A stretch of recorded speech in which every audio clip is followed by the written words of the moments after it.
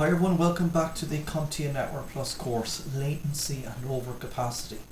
When wireless users complain that the network is slow latency or that they are losing their connection to applications during a session, it is usually a capacity or distance issue. Remember, 802.11 is a shared medium as more users connect. A user throughput goes down if it becomes a constant problem as opposed to the occasional issue where 20 guys with a laptop gather for a meeting every 6 months in a conference room. It may be time to consider placing a second AP in the area. When you do this, place the second AP on a different non-overlapping channel from the first to make sure the second AP uses the same SSID as the first in the 2.4 GHz frequency, 802.11b and 802.11g. The three non-overlapping channels are 1, 6 and 11. Now the traffic can be divided between them and users will get better performance. It's also worth noting that when clients move away from the AP, the data rate drops until at some point it is insufficient to maintain the connection. Bounce. For a wireless network spanning large geographical distances, you can install repeaters and reflectors to bounce a signal and boost it to cover about a mile. This can be a good thing, but if you don't tightly control signal bounce, you could end up with a much bigger network than you wanted.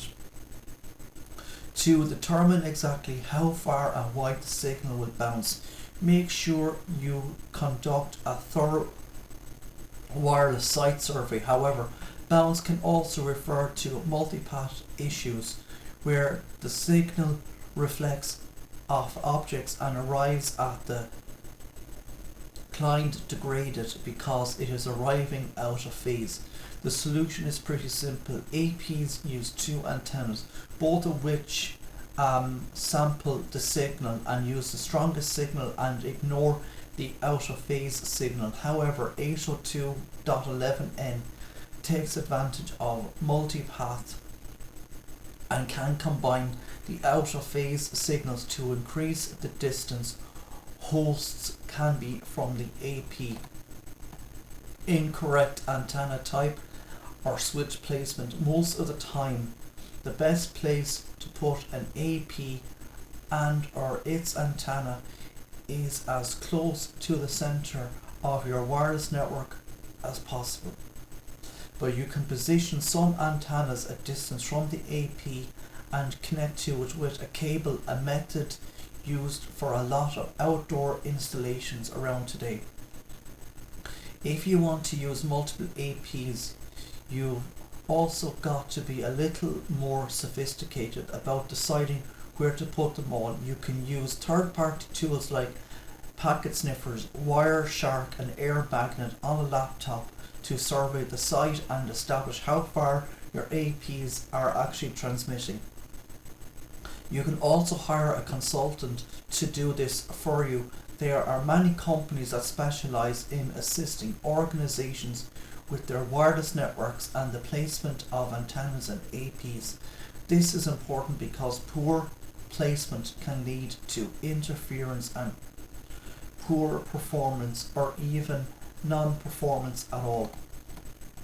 Environmental factors. It's vital to understand your environmental factors when designing and deploying your wireless network. Do you have concrete walls, window film or metal studs in the walls? All of these will cause a degradation of dB or power level and result in connectivity issues. Again, plan your wireless network carefully. Reflection. When a wave hits a smooth object that is larger than the wave itself, depending on the media, the wave may bounce in another direction. This behavior is categorized as reflection. Reflection can be a cause of serious performance problems in the WLAN. As a wave radiates from an antenna, it broadens and disperses. If portions of this wave are reflected, new wave fronts will appear from the reflection points. If these multiple waves all reach the receiver, the multiple reflected signals cause an effect called multipath. Multipath can degrade the strength, the quality of the received signal, or even cause data corruption or cancelled signals.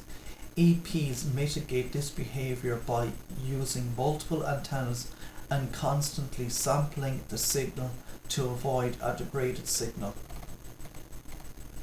Refraction.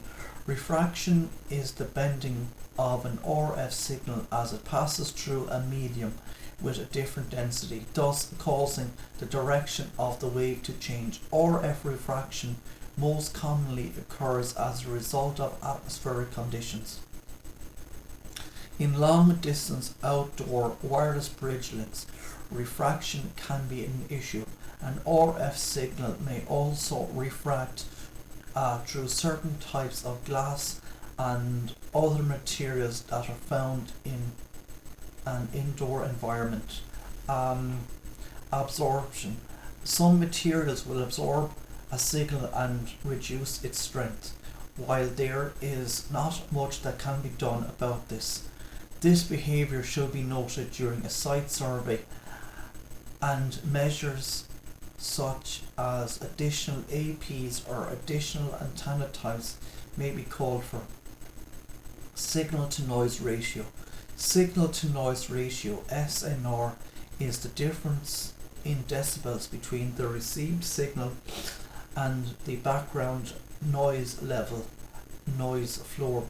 If the amplitude of the noise floor is too close to the amplitude of the received signal, data corruption will occur and result in layer 2 retransmissions, negatively affecting both throughput and latency. An SNR of 25 dB or greater is considered good signal quality. An SNR of 10 dB or lower is considered very poor signal quality. So I'm going to leave it here today for this video. If you like listening, please consider like, sharing and subscribing. Thank you.